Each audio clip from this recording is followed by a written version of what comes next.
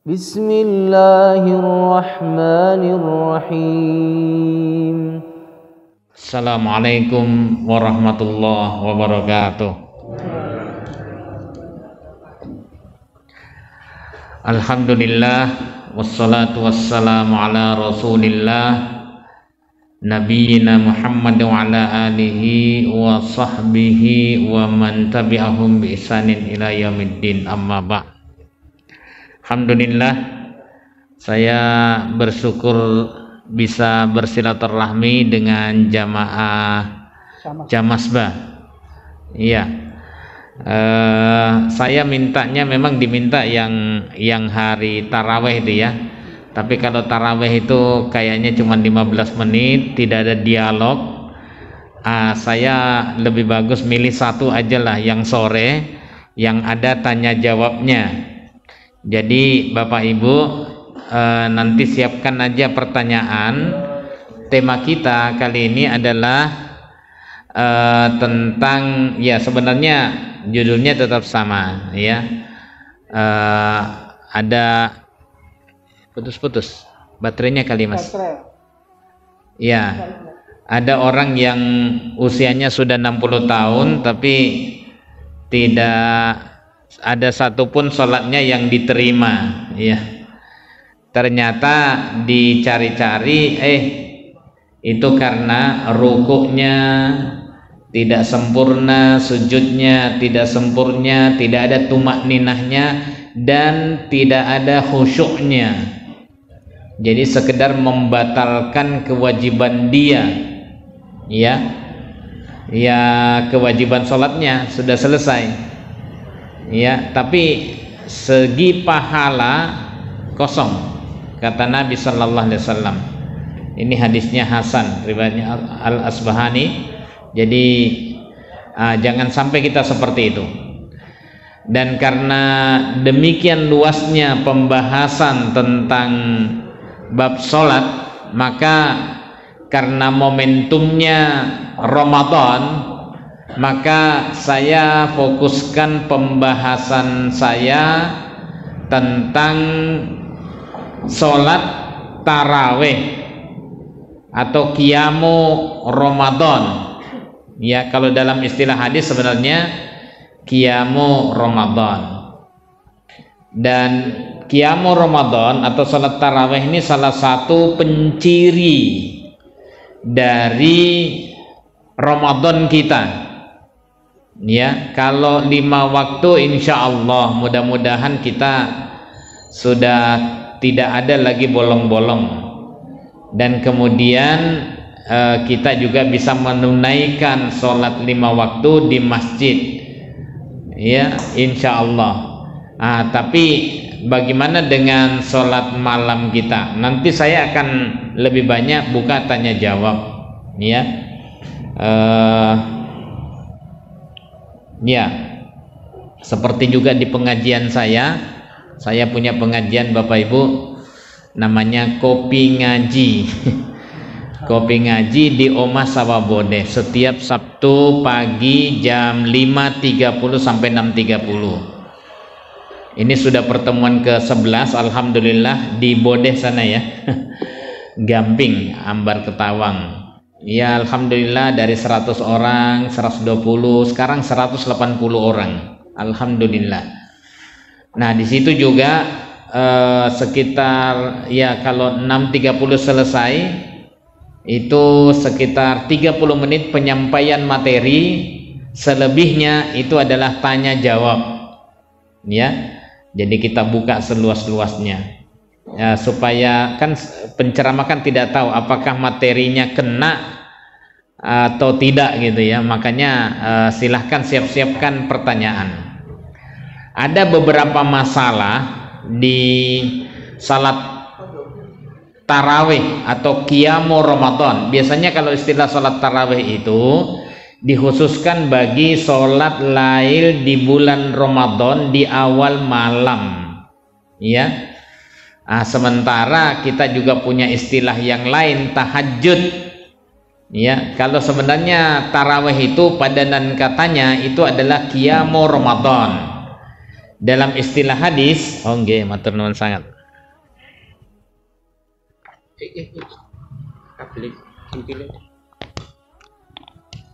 Coba.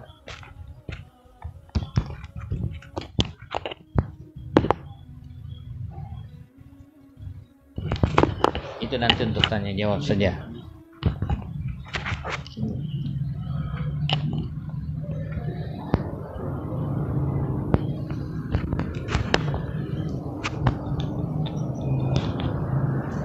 Satu, dua, tiga, empat. Ya. Istilahnya sebenarnya sama, ya, qiyamu Ramadan. Cuman dalam istilah hadis itu memang yang digunakan adalah qiyamu Ramadan, ya. Tapi boleh kita gunakan istilah sholatut tarawih, boleh. Itu istilah walaupun dia munculnya di belakang hari setelah kenabian. Kalau bagi Muhammadiyah pelaksanaannya sama saja, substansinya sama. Ya, tarawih karena itu memang sholat yang paling banyak istirahatnya. Dua istirahat, dua istirahat, dua istirahat, dua istirahat, dua istirahat sampai 5 kali tambah 1. Ya. Nah, sementara ada juga yang 4 istirahat tambah 3. Ya. Ada juga 4 istirahat kemudian 3, ada juga 2 istirahat malah tidur. Nabi sallallahu alaihi wasallam malah tidur itu. Kemudian 2 rakaat lagi tidur lagi. Nah, setelah itu 2 rakaat lagi, tapi tentu pakai wudu ya setiap ini tertidur. Kemudian langsung mengerjakan 3 rakaat. Ya. Jadi ini semuanya boleh. Ya. Tapi dalam satu rangkaian. Dan kadang disebut juga dengan witir, karena Nabi sallallahu alaihi wasallam tidak pernah meninggalkan sholat malam ini dengan tanpa menutupnya dengan witir, ya. Nah, ada beberapa permasalahan ketika kita melaksanakan sholat taraweh yang di awal waktu itu apakah pakai sholat iftitah napa mboten? Nah, gitu. Ya, nyun ngapunten nggih niki kula ngangge basa Indonesia kemawon nggih. Masalahe basa Jawa kula niki napa kembrobyos. Karena bukan asli sini. Ya. Ya. Kalau di masjidnya Bapak Ibu biasanya pakai iftitah napa mboten? Salat iftitah napa mboten? Pakai. Baik, saya tanya saja langsung survei. Yang pakai sholat iftitah dipimpin oleh imam siapa di sini? Angkat tangan. Yang pakai sholat iftitah sebelum sholat tarawih angkat tangan. Oh, baik. Baik. Yang sholat iftitahnya ini sholat lail di awal malam, ya. Itu tetap pakai sholat iftitah tapi sendiri-sendiri. Angkat tangan. Oke. Yang tidak pakai sholat iftitah pada saat mau melaksanakan tarawih angkat tangan.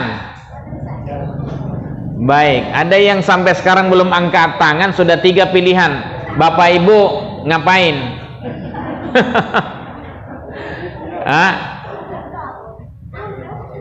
Ya, pilihannya bagaimana? Karena belum semua angkat tangan. Apa mungkin puasa ya? Aduh, lemes. Ya, baik. Ya, apakah ada dalilnya? Pertama, ya, pertanyaan yang sering muncul itu atau penjelasan yang sering muncul dari orang yang tidak memilih sholat iftitah di awal malam karena Nabi Sallallahu Alaihi Wasallam tidak melaksanakan sholat iftitah di awal malam. Kalau dicari hadisnya memang tidak ketemu. Tapi kenapa? Ya karena memang Nabi SAW tidak melaksanakan sholat taraweh di bulan Ramadan di awal malam. Sholat malamnya Nabi SAW ketika Ramadan itu di sepertiga akhir malam. Jadi wajar kalau tidak ketemu sholat iftitah di awal malam. Ya, jadi itu saya kira wajar banget. Ya. Tapi apakah boleh orang sholat di awal malam, sholat taraweh di awal malam? Boleh enggak? Boleh, nyatanya bukan karena kita melaksanakan itu, ya, tetapi Karena pada masa Nabi sallallahu alaihi wasallam, walaupun Nabi sallallahu alaihi wasallam tidak melaksanakan sholat tarawih di awal malam, tetapi ibu-ibu ini itu sholatnya di rumahnya Ubay bin Ka'ab di awal malam. Karena bukan menjadi kebiasaan Nabi sallallahu alaihi wasallam, viral ini. Viral berita sampai di telinganya Nabi sallallahu alaihi wasallam, Nabi mendatangi rumahnya Ubay bin Ka'ab. Ya, kemudian apa tanyanya? Ubay, apa-apaan ini? Kemudian Ubay tidak menjawab. Yang menjawab itu ibu-ibu yang ikut bermakmum sama Ubay. Ya Rasul, kami tidak begitu menguasai Quran, maka kami minta Ubay bin Ka'ab untuk menjadi imam kami. Ya. Nah, kemudian apa jawab Nabi? No comment. Tidak ada jawaban dari Nabi sallallahu alaihi wasallam. Nabi berbalik dan membiarkan mereka terus melanjutkan sholatnya. Boleh enggak berarti? Boleh. Itu namanya sunnah takriri atau sunnah takririyah, ya. Jadi diamnya Nabi sallallahu alaihi wasallam tanda setuju. Oke? Nah, jadi mungkin bagusnya begitu. Ibu-ibu sholat di awal malam, nanti kalau di akhir malam, ya ibu boleh misalnya menyisakan 3 rakaatnya nanti, kan tinggal 3 kan, sambil nunggu mateng itu mesti selesai itu, ndak sampai angus itu, ya. Kemudian apa namanya, atau mau langsung langsung selesai, ndak ada masalah, ya. Nah, bapak-bapak sholatnya bagusnya sholatnya di akhir malam, seperti masa Nabi sallallahu alaihi wasallam, masa Khalifah Abu Bakar As-Siddiq, Khalifah Umar pada pertengahan kekhalifahannya, begitu, ya. Tapi di sini ada nggak yang di sholatnya itu bareng-bareng berjamaah malam, sepertiga akhir malam, jam 2 di masjid ini? Iya. Alhamdulillahirabbil alamin. Wah, ini baru pengikut sunnah Nabi, betul ini, pengikut Nabi nih. Ya, jam 2 malam atau sepertiga akhir malam itu kemudian bangun. Ya, tapi di awal malam juga boleh. Itu disahkan pada masa Khalifah Umar bin Khattab. Ya, dia lihat ketika dia berjalan sama Abdurrahman bin Qori, saya kok menginginkan orang-orang yang sholat di awal malam ini itu ada yang mimpin. Ya, itu usulan itu disampaikan lagi setelah sholat di akhir malam. Bagaimana setuju?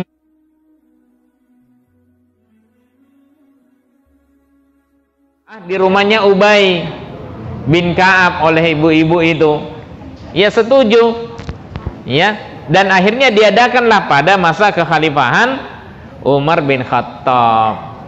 Ya, jadi benar kalau misalnya Umar lah yang pertama kali memulai sholat taraweh di awal malam setelah sholat isya, itu Umar masa kekhalifahannya. Tapi kalau dikatakan Umar lah yang pertama kali memulai sholat malam dengan jumlah 23 atau 21 rakaat, nanti dulu, ya.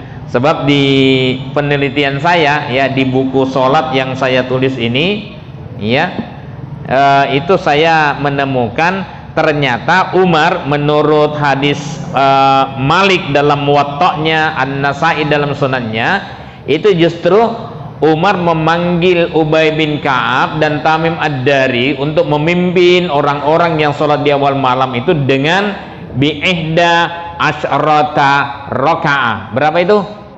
11 rakaat. Tapi ada riwayat itu yang mengatakan bahwa Nabi SAW memanggil Ubay bin Ka'ab dan Tamim Ad-Dari dan menyuruh ini untuk memimpin orang-orang yang sholat di awal malam ala ihda wa isrina rakaat. Berapa rakaat itu? 21 rakaat, ya.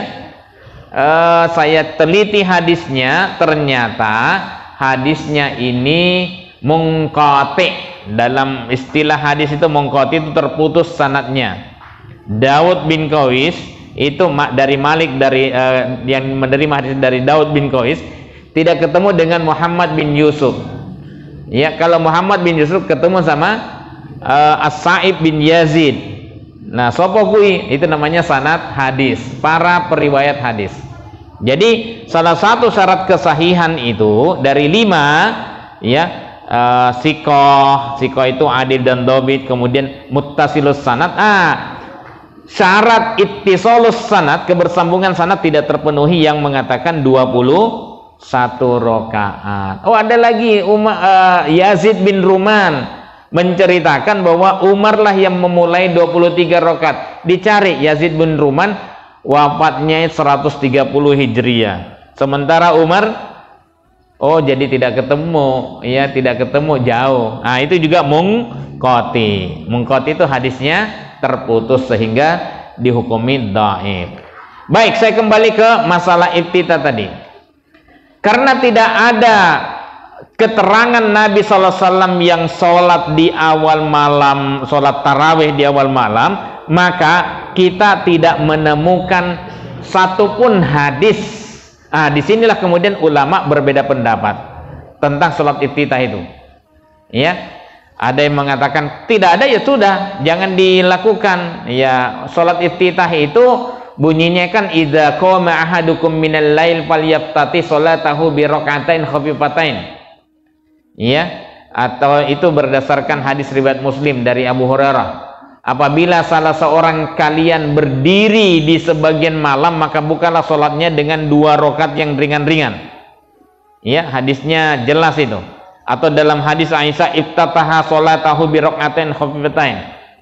Apabila Nabi SAW berdiri di sebagian akhir malam, maka beliau membuka sholatnya dengan 2 rakaat yang ringan-ringan. Ya, artinya kan memang sunnah. Cuman ada yang mengartikan wal yaftati ini adalah idza qoma itu adalah bangun. Nah, kenapa diartikan bangun? Karena memang mayoritas sholat Nabi sallallahu alaihi wasallam dikerjakan di sepertiga akhir malam, termasuk di bulan Ramadan. Untuk apa? Untuk menimbulkan kebiasaan dari kita supaya mau bangun malam, karena waktu terbaik untuk sholat adalah di sepertiga akhir malam. Itu waktu terbaik. Ya, di buku ini saya sampaikan, ya,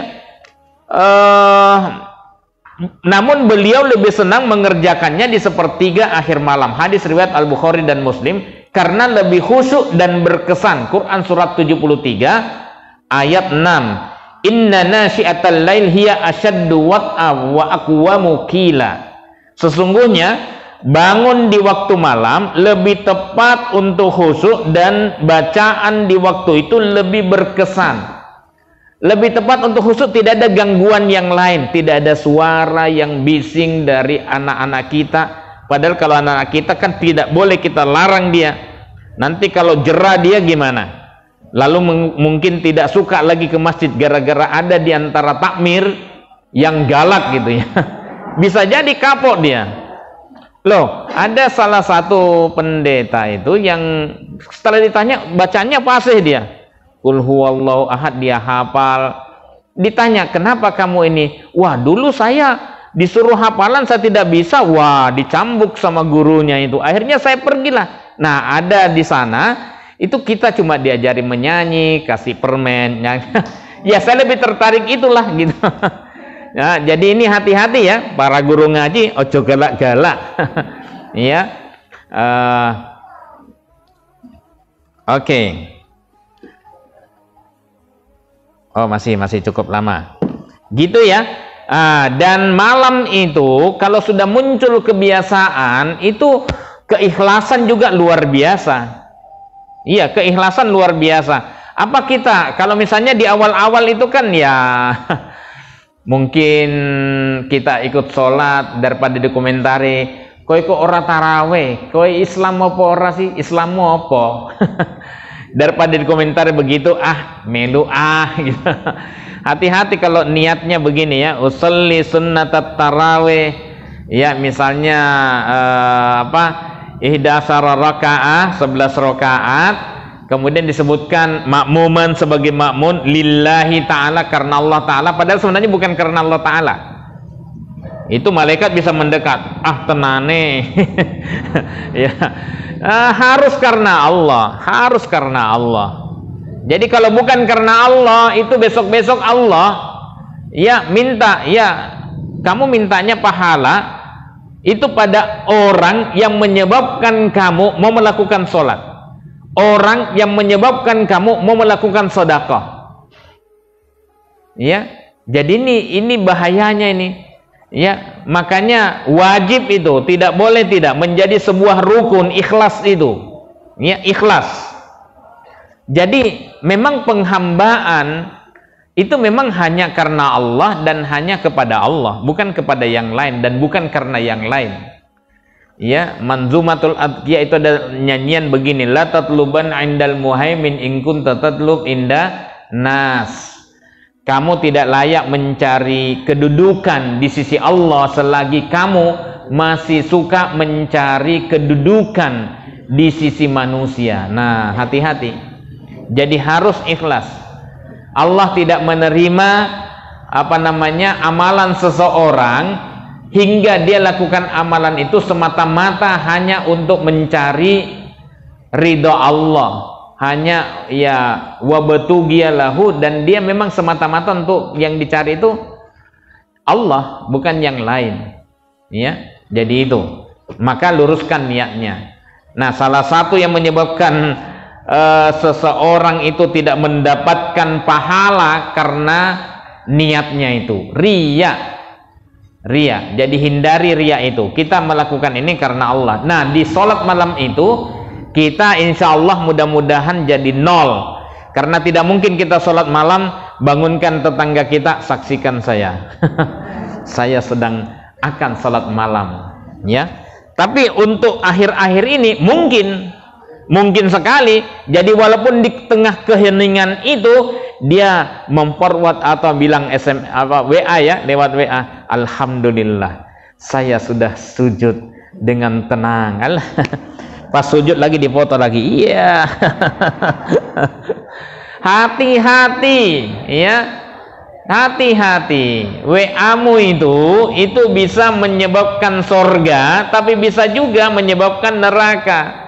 Maka bukan hanya sekedar menahan lisan ya, tapi menahan jempol supaya tidak sembarang ngomong yang menyakitkan ya, atau misalnya memforward sesuatu yang tidak pantas ya. Wa aqwa mukila, dan bacaan di waktu itu lebih berkesan. Coba saja Bapak Ibu ya. Nah, makanya dibaca itu kalau misalnya kita lagi sholat ya agak dikeraskan suaranya kalau kita sholat sendiri ya, hening gitu, tidak ada suara lain kecuali hanya ayat-ayat Al-Quran. Nah, Nabi SAW bersabda, barang siapa yang khawatir tidak bisa bangun di akhir malam, maka hendaklah dia melakukan witir di awal malam.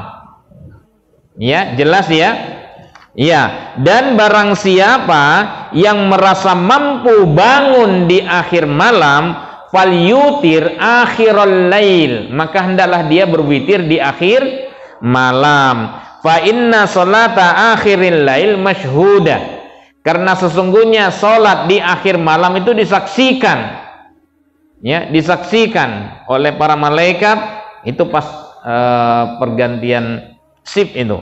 Wa dzalika afdal, dan itu lebih utama. Sudah jelas kan? Ya, di awal boleh, di pertengahan bagus, di akhir ini paling bagus di antara yang lain-lain ya. Nah, jadi terus bagaimana, boleh enggak ya kalau memang dicari tekstual hadis tidak ketemu kalau misalnya sholat itu dilakukan di awal malam. Tapi kalau misalnya seperti misalnya Muhammadiyah yang menyamakan sholat lail di awal malam boleh, di pertengahan boleh, di akhir malam boleh ya, maka ya sebagai sholat malam kalau dilaksanakan di awal malam ya berlakulah idza qoma ahadukum minal lail falyaftati sholatahu bi rak'atain khafifatain. Berlakulah itu. Tidak ada yang membedakan, kecuali kalau dia mengatakan kecuali sholat di awal malam. Nah, silahkan. Itu nggak ada redaksi begitu. Ya, tidak ada. Makanya dia berlaku sama. Nah, sekarang mau berjamaah boleh, tidak berjamaah juga sendiri-sendiri, karena misalnya jamaah di tempatnya itu memang beda-beda pemahamannya tentang ini, ya boleh juga sendiri-sendiri. Ya, mau tidak melaksanakan, ya silahkan juga berdasarkan keyakinannya masing-masing. Ya, kalau berjamaah ada nggak? Ada. Saya tunjukkan hadis Zaid bin Khalid al-Juhani kalau di buku saya pada halaman 243. Oh, saya bawa dua buku ini dengan kuliah fikih ibadah, tapi ini tentang toharoh, sholat, zakat, puasa, haji sudah ada masuk di sini. Ya, tentang zakat. Kalau yang mau lebih lengkap tentang sholat, ya ada dalam buku Sholat Sesuai Tuntunan Nabi SAW, mengupas kontroversi hadis sekitar sholat. Kata Zaid, saya benar-benar memperhatikan sholatnya Rasulullah SAW pada malam hari. Fasalla rok'atain khafifatain. Beliau sholat 2 rakaat yang ringan-ringan. Di sana tidak disebutkan adanya berjamaah. Tapi dalam itu kan hadisnya la armuqanna salata Rasulillah sallallahu alaihi wasallam. Itu kan dalam hadisnya Muslim, ya. Kitab salat lail. Nah, tapi dalam hadis sahih riwayat Abu Dawud An-Nasa'i dari Quraib dari Ibn Abbas, itu ketika Ibn Abbas tidur di rumahnya Maimunah bersama Rasulullah sallallahu alaihi wasallam, Rasul bangun. Lalu kemudian ia bangun juga Ibn Abbas. Nah, kemudian Ibn Abbas itu udahlah, ini tidak mungkin berdiri. Ibn Abbas itu berdiri di sebelah kirinya Nabi sallallahu alaihi wasallam. Ini sendiri, Maimunah di belakang. Ya, lalu ditariklah Ibn Abbas itu pindah ke sebelah kanannya, itu kalau sendiri. Ya. Lalu kemudian di situ disebutkan fasalla raq'atain khafifatain. Beliau sholat 2 rakaat yang ringan-ringan. Qad qara'a fiha bi ummil Qur'an fi kulli raq'ah tsumma sallama. Dan beliau hanya membaca ummul Qur'an pada setiap rakaat, kemudian salam. Maksudnya apa? Tidak pakai surat setelah Al-Fatihah. Itulah khafifatain, ya.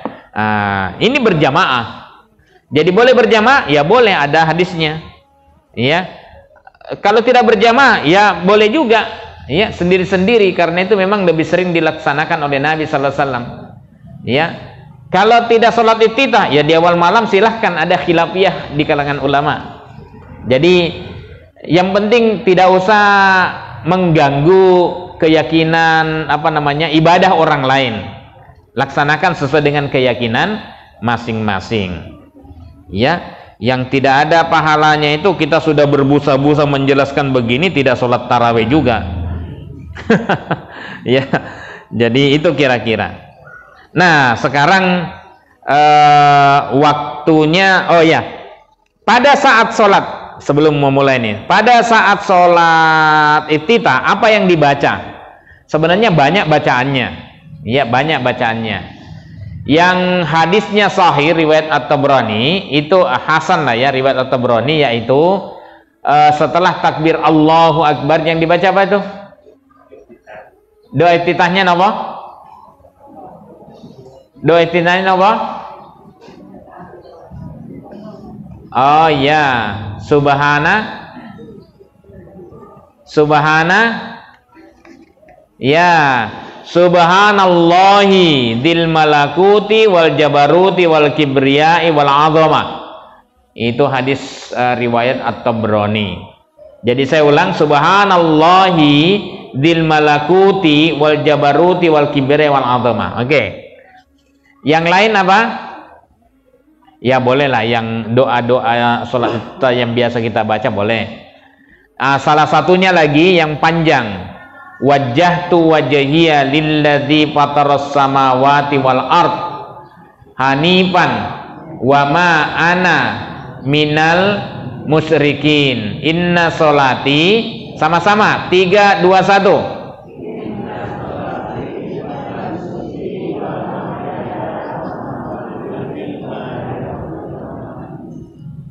La syarika lahu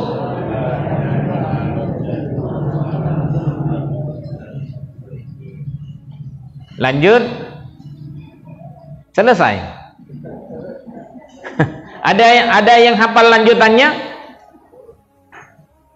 Iya, Nabi sallallahu alaihi wasallam kadang membaca doa ini pada sholat wajib, tapi sebaiknya yang tidak jahar. Iya, bukan pada saat sholat subuh atau maghrib atau isya. Iya, dan kadang dibaca oleh Nabi sallallahu alaihi wasallam pada saat sholat lail, sholat sunat. Sholat sunatnya sholat lail, di sana disebutkan, ya, sholat lail. Jadi ini yang dibaca oleh Nabi sallallahu alaihi wasallam. Tetapi, nah ini dia, tidak ada hadis yang mengajarkan sholat iftitah wajjahtu wajhiyah hanya sampai wa anna minal muslimin, ya, kecuali dalam kutubus sittah, ya, tidak ada hadis dalam kutubus sittah, kitab hadis standar yang 6 itu yang hanya sampai wa anna minal muslimin, semuanya panjang, ya. Boleh nggak sampai itu? Ya boleh sih. Kalau Imam Asy-Syafi'i dalam musnadnya itu menyebutkan 2, ya, yang satunya panjang, yang satunya pendek, hanya sampai wa ana minal muslimin atau wa ana awwalul muslimin.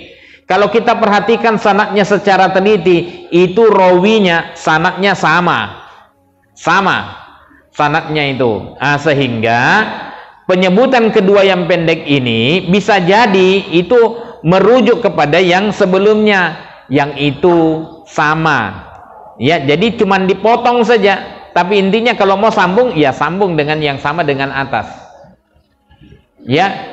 Setelah wa ana minal muslimin, lanjutannya apa? Ada yang hafal nggak? Allahumma antal malik. Coba perhatikan, Allahumma antal malik, la ilaha illa anta, ya Allah, engkaulah sang penguasa. La ilaha illa anta, tidak ada Tuhan selain engkau. Anta rabbi, engkaulah Tuhanku. Wa ana, sedangkan saya abduka, hambamu. Zalamtu nafsi, saya telah menzalimi diri sendiri. Wa'taraftu bidzambi, dan saya akui dosaku. Faghfirli dzunubi jami'a, maka ampunilah dosa-dosaku semuanya. Innahu la yaghfirudz dzunuba illa anta, karena sesungguhnya tidak ada yang bisa mengampuni dosa kecuali hanya engkau. Jadi sebenarnya dalam sholat itu Bapak Ibu, itu pengakuan dosa, dan kita minta sama Allah, ampuni dosa-dosaku yang banyak itu. Saya akui, tidak ada manusia yang hidup di dunia ini tanpa melakukan dosa. Nggih napa nggih? Iya. Tidak ada, semua punya dosa.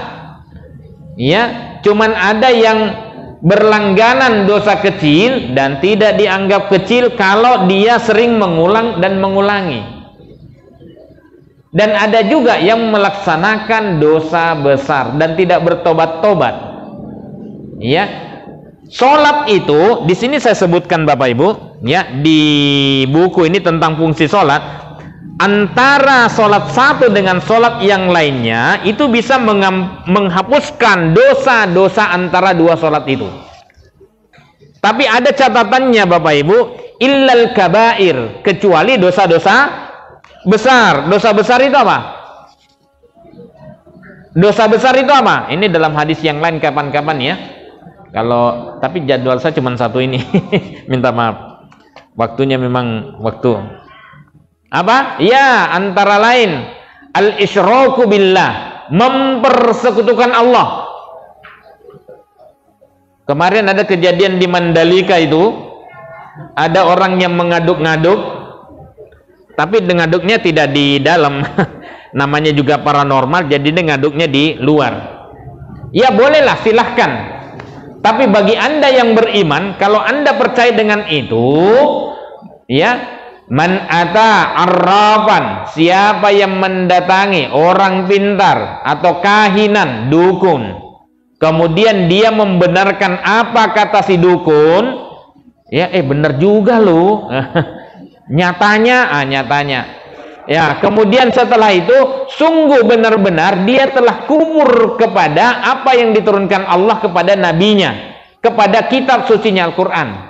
Hati-hati, jangan sampai ibadah kita yang sudah bagus itu hapus gara-gara kita percaya dengan yang seperti itu. Ini khusus orang Islam loh ya. Nanti ada yang mengupload, dia potong, nanti dikira saya. Khusus orang beriman, saya ingatkan, percaya dengan itu, gugur, batal semua amalan-amalan kebaikan kita itu. Karena itu syarat pertama dari ibadah. Ada 6 prinsip ibadah yang saya sebutkan dalam 2 buku saya ini. Ya. Nah, kemudian apa lagi? Ya. Wal uququl walidain. Apa itu? Durhaka kepada kedua orang tua. Ya. Jadi sholat itu tidak mampu menghapus yang besar-besar begitu. Ya. Makanya salah satu doa malaikat Jibril yang diaminkan oleh Nabi sallallahu alaihi wasallam setelah bilang syaki'a abdun adraka Ramadan fansalah minhu wa lam yughfar lahu. Apa itu? Celakalah seorang hamba yang dia berjumpa dengan Ramadan, dia biarkan Ramadan berlalu begitu saja, tapi dia tidak beroleh ampunan di dalamnya. Lah padahal Ramadan ini kan bulan yang penuh ampunan, kok bisa-bisanya tidak? Ora poso po yo. Atau mungkin puasa tapi puasanya ya hanya puasa fisik saja. Ya. Atau mungkin tidak pernah minta ampun, tidak bilang Allahumma innaka afuun tuhibbul afwa fa'fu anni. Jadi gitu.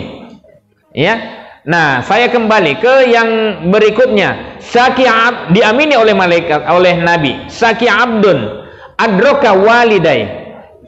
Dia celakalah seorang hamba yang menjumpai kedua orang tuanya atau salah satu dari keduanya, tapi dia tidak bisa memasukkan salah satunya atau kedua-duanya ke dalam surga. Diamini oleh Nabi. Amin. Ya, jadi itu. Nah, uququl walidain, hati-hati ya, durhaka kepada orang tua. Sihir, nah sihir. Ya. Apalagi? Ya, termasuk riba, termasuk zina. Itu tidak mempan itu. Ya. Nah, jadi wa taraktu bidzambi faghfir li dzunubi jami'a. Maka ampunilah dosa-dosaku semuanya. Innahu la yaghfiru dzunuba illa anta. Karena sesungguhnya tidak ada yang bisa mengampuni dosa kecuali hanya engkau. Udah selesai dari titahnya? Belum. Masih lanjut. Ya. Apa lanjutannya? Wahdini li ahsanil akhlak. Ya Allah, bimbing aku ke akhlak yang baik.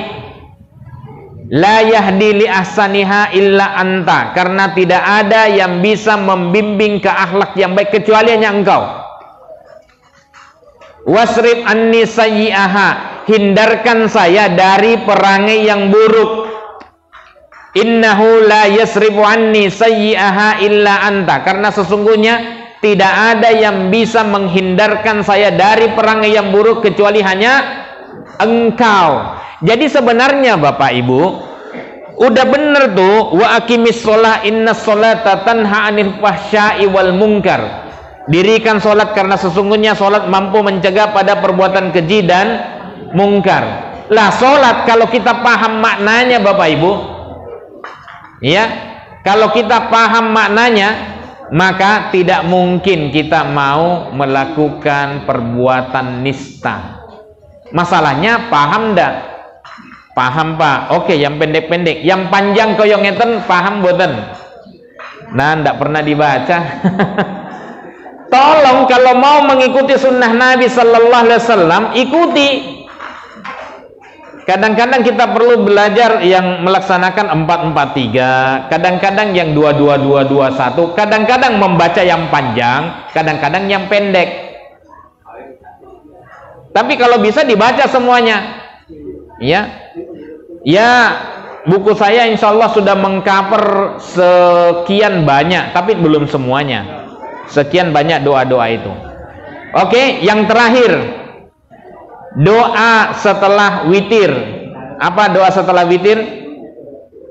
Doa setelah witir, jangan doa mau berbuka dulu, belum nih. Iya. Belum. Masih 10 menit lagi. Doa setelah witir apa? Oke, sama-sama nggih. 3, 2, 1.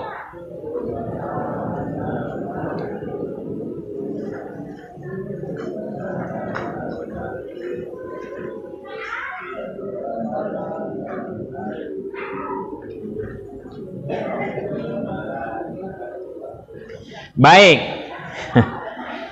Ini yang termasuk yang saya koreksi dalam 2 buku saya. Karena ini 2 buku saya terakhir diterbitkan cetakan ke-18 ini ya.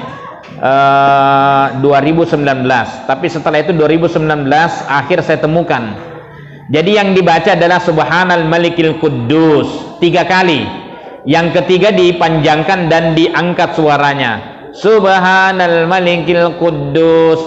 Nah, yang ketiga itu di sini masih saya cantumkan, ya. Tapi sekaligus yang sudah beli mohon dikoreksi. Rabbil malaikati warruh ternyata hadisnya dhaif jiddan. Tambahan itu. Tapi kalau Subhanal Malikil Quddus 3 kali itu sunnah. Hadis sahih riwayat An-Nasa'i, Abu Dawud, Ahmad, Al-Baghawi, As-Sijistani, At-Toyalisi, Ibnul Jab. Nah, itu. Ya, kalau Subhanal Malikil Quddus, tapi tambahan Rabbil Malaikati Warruh, hasil penelitian saya dhaif jiddan karena munqati dan terdapat periwayat yang memang tidak bisa dijadikan hujjah. Ya, terus yang benar yang mana? Ya cuma 3 kali itu. Bagaimana dengan Subuhun Quddus, Rabbuna wa Rabbul Malaikati Warruh? Pernah dengar? Pernah. Itu tidak ada hadisnya sama sekali. Hadis palsunya juga nggak ada. Terus Subuhun Quddus, Rabbul Malaikati Warruh, itu doa ruku atau doa sujud, bukan doa setelah sholat witir. Ya, jadi yang sahih itu Subhanal Malikil Quddus 3 kali cukup. Nah, cuman karena ini baru kebiasaan baru yang saya rubah, kadang-kadang Rabbil Malaikati Warruh terucap juga. Wes rapopo. Saya kira itu baik. Ada waktu sekitar 9 menit untuk tanya jawab. Monggo, kalau ada silahkan.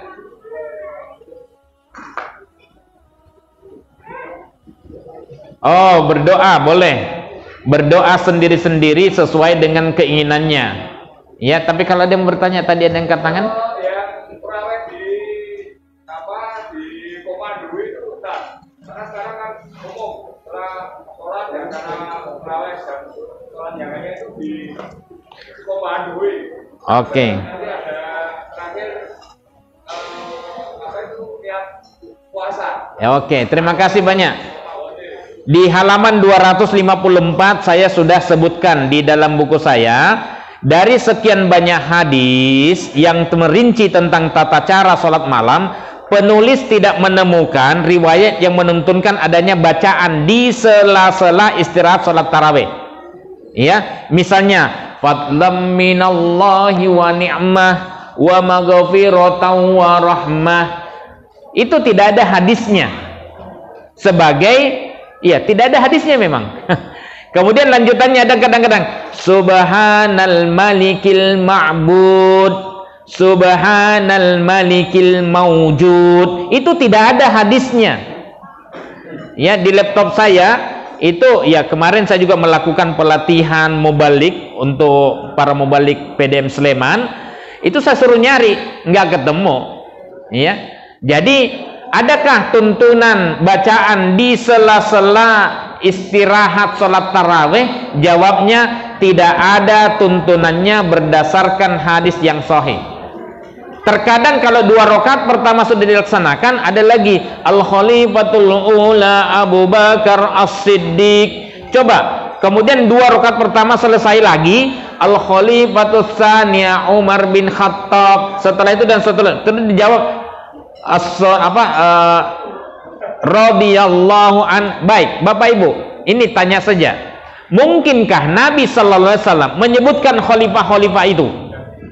Tidak mungkin. Khalifah itu belum diangkat, belum dilantik. Jadi tidak mungkin. Tapi katanya itu hanya penanda bahwa kita sudah melaksanakan 2 rakaat pertama, 2 rakaat kedua, 2 rakaat ketiga. Iya, tapi kalau orang awam nanti memahaminya itu sebagai bagian dari sunnah, padahal sama sekali bukan termasuk sunnah. Tapi bolehkah berdoa di sela-sela itu? Saya katakan boleh, silahkan saja, walaupun tidak dituntunkan. Misalnya beristighfar boleh karena memperbanyak. Aisyah pernah bertanya, ya Nabi, bagaimana sekiranya di malam itu saya melihat Lailatul Qadar? Kemudian Nabi SAW mengajarkan, ya berdoa saja, Allahumma innaka afuun tuhibbul afwa fa'fu anni, atau Rabbana atina fid dunya hasanah wa fil akhirati hasanah wa qina adzabannar. Gitu ya.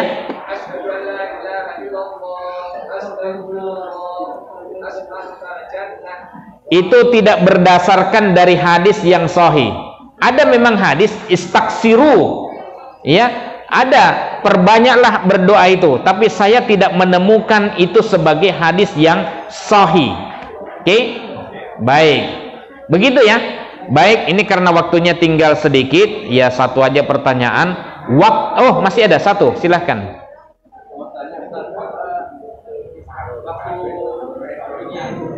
Setelah sholat isya itu ada kultum, namun biasanya kan diisi oleh para laki-laki. Bagaimana kalau diisi oleh ibu-ibu? Laki-laki, ibu-ibu boleh untuk kultum, boleh. Ya, Aisyah radhiyallahu anha kadang ditanya oleh sahabat laki-laki dan perempuan, karena dia yang paling dekat dengan Nabi SAW. Kadang Aisyah menjelaskan itu, jadi tidak ada masalah, ya. Nah, itu kira-kira. Mungkin karena adat kita tidak menjadi kebiasaan, apalagi nanti ada suara wanita adalah aurat. Wah, itu suara wanita adalah aurat mana ya hadisnya? Saya juga belum ketemu. Ya, baik, gitu ya. Jadi intinya boleh, cuman bagaimana mengaturnya. Oke, Kita belum ada kultum putri. Oh, belum ada kultum putri. Oke. Begitu ya. Baik, tasih wonten setunggal, monggo. Bolehkah kita sholat tarawih itu 2 kali namanya amal? Nah, ini menarik. Ini panjang penjelasannya Bapak Ibu. Tapi ini waktunya tinggal sebentar. Begini ya. Sambil saya menjelaskan, bagi yang Bapak Ibu mau berdoa silahkan aja berdoa.